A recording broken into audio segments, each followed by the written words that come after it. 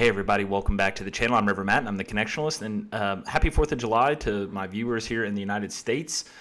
We celebrate our Independence Day on July 4th, and I thought it'd be appropriate to look at a video today that I found. It's called How Religious Were the Founding Fathers? So was the United States founded on Christianity or Judeo-Christian principles? It's a really hot debate that I think actually has a pretty simple answer, but each extreme wants to make it what it is. And so it's actually a pretty simple, nuanced answer, but I'm curious to see what this video says, because the video is really from a panel featuring Gordon Wood, who is a Pulitzer Prize winning historian. He's still alive. He's 91 years old. I just looked that up. But he's written a lot of really famous history books around the American Revolution specifically. And so I kind of wanted to dive into this today around the 4th of July because it's a really prescient question for our faith. So let's go ahead and dive right on in. Forward TV. The world is thinking.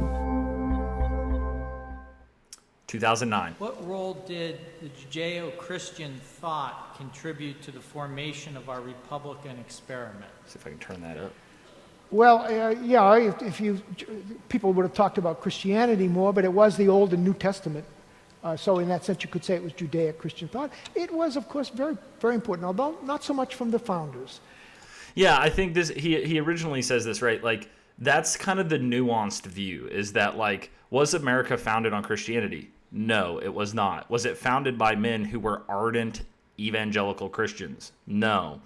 Was Christianity a part of the culture and the lives of the men who founded the Republic and the people who lived in it? Yes, it was, right? So it's like kind of this in-between thing. That's it. That's the simple answer. Now you should keep watching to get some kind of context around this, but each extreme wants to make it one thing. One side wants to say we were founded on Jesus Christ and like all this kind of stuff, and then one side wants to be like, we weren't founded on religion at all. Religion had no importance in the early Republic. And it's like, of course it did, right? So it's this kind of in-between nuanced view. Most of them were not, how should I put it, emotionally religious. Right. The founders were not emotionally religious, right? They weren't pastors, okay? They were politicians who were nominally religious. Most of them were nominally religious. Like, they went to church, but they weren't like, going to Bible study every day. Some of them were really anti-religious, like Jefferson. Yeah, Jefferson was very anti-religious in that sense, yes. He hated organized religion. Yeah. Now, he got burned a couple of times by making some statements that suggested that he didn't think religion was all that important, and that hurt him in the election of 1800. And so he said, well, I'm going to show myself and some of my close friends that I really am a good Christian. And he cut up the Bible, as you know, and created the Jefferson Bible.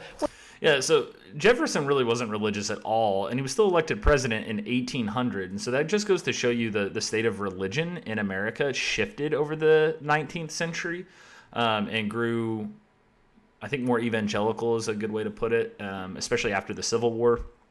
But the early Republic, the founders were kind of this, from the age of reason, right, the age of enlightenment, where there were many kind of secular philosophical notions at play in the common thought among like the intellectual elite, right? The intellectual elite, which the founders were a part of, were very much exposed to humanist and more secular philosophy, which they were very influenced by. And some of them were just not religious at all. That's literally not an opinion. That's fact. What he did was just cut up all those phrases that Jesus used, saying, love thy neighbor as thyself, right. Which is he thought was the central moral message of Jesus, made him the greatest moralist who ever lived. But he did not believe in the divinity of Jesus, right? Divinity of Christ, and that was true of Adams and many others. Washington. There you go, like John Adams, Thomas Jefferson. These are like heroes of America. Like, they were not Orthodox Christians. So, yeah. Never spoke much about religion, but he never was much of he didn't have any emotional connection to religion. Right. He went to church. Washington went to church. When the minister complained that he wasn't taking communion, he decided not to go on communion Sundays. He just wasn't going to. So George Washington, the like person we put up in America almost as an idol and worship, a lot of Americans worship, just wasn't an Orthodox Christian, really. I mean, like, he went to church. He was Anglican, right? He went to church because that's what you're supposed to do, but he didn't take communion, and he stopped going on Communion Sunday when the minister got mad, right? These are men. These are humans, right? And they're imperfect, and they had amazing ideas about government, right? But to say like America, like all these men were like like the leaders of the board of their church, and they were like, we're going to found a Christian nation. That's just not what was in their mind. But Christianity was a part of the culture, right? So it's not really one or the other. It's kind of this in-between thing. And he never kneeled in his Episcopal church, which is common in the Episcopal church, kneeling, and he didn't do that. Yeah. And of course, he never called for a minister upon his death. So he That should tell you everything you need to know. Washington was a culturally Christian, probably enjoyed the ideas. This is like a lot of people in like my church or your church, right? Like they go, but they struggle with like the belief part of it, and they just kind of like the moral part of it. There's a lot of people like that. He was not, but the people were. Now you have to understand that most ordinary Americans in 1776 and into the early Republic were terribly religious, very Yes, religious. absolutely. And they were, as the society became more democratic. Also, I should say, I am the only thing I would claim to be like some mild adeptness or any kind of light expertise on is theology, followed by American history. I've read a lot of American, so I'm not just like blowing smoke. I've read enough to at least understand the general context. But that's why I watch people like Gordon Wood, because I get tidbits that I've never heard before. They brought their religiosity with them, and that's where you get the evangelical outpouring in the early 19th century. Yep. You know, prior to the Revolution, say in 1760, there were no Methodists in America. There were no Methodists in America, right, in 1760. But the evangelical outpouring begins in the 1800s, and it really changes the religious landscape of America by 1900. Between 1800 and 1900, the American religious landscape completely transforms.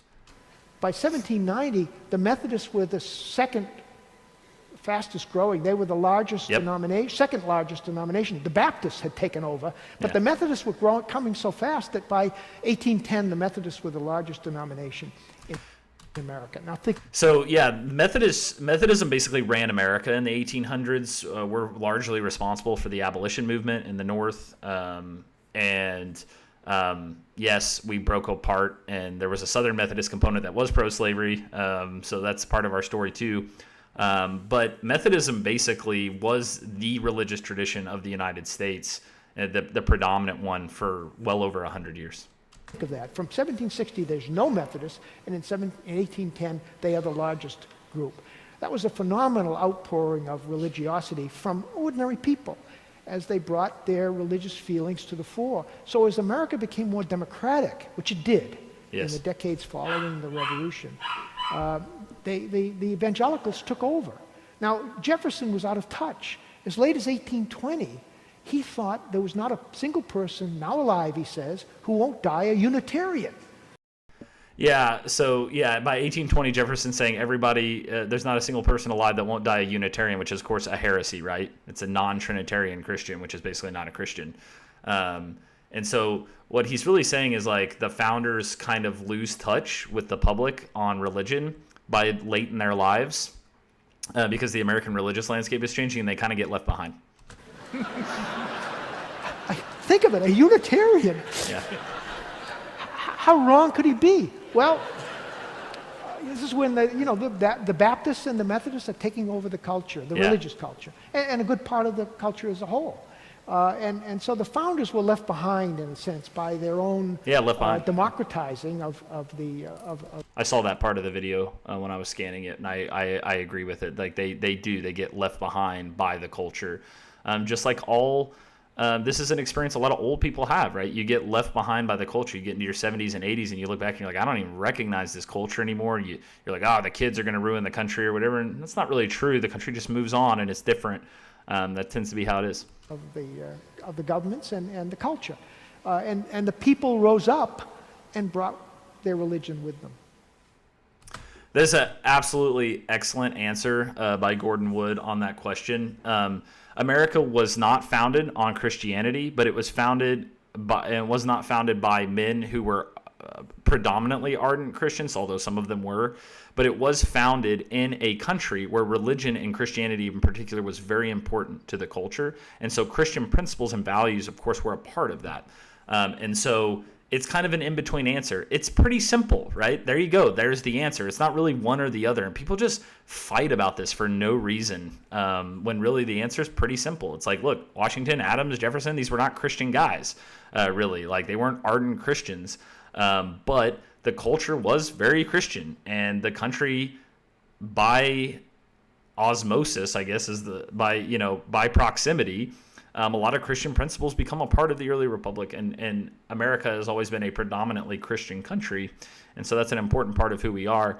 But I thought on the 4th of July it was important to answer that question and to take a look at it, and to remember that on the 4th of July, the most important thing is that as we celebrate our independence and as Americans, for the Americans watching, it's important to remember that no matter what we celebrate in our independence, we have a dependence on God and on Jesus Christ, the Son of the living God, that no government can get us independence from that. We depend fully and completely on the triune God for our salvation, and I take refuge in that promise today. And so I hope you have a happy and safe 4th of July, and until next time, I'm Reverend Matt, and I'm the Connectionalist. I'll see you again.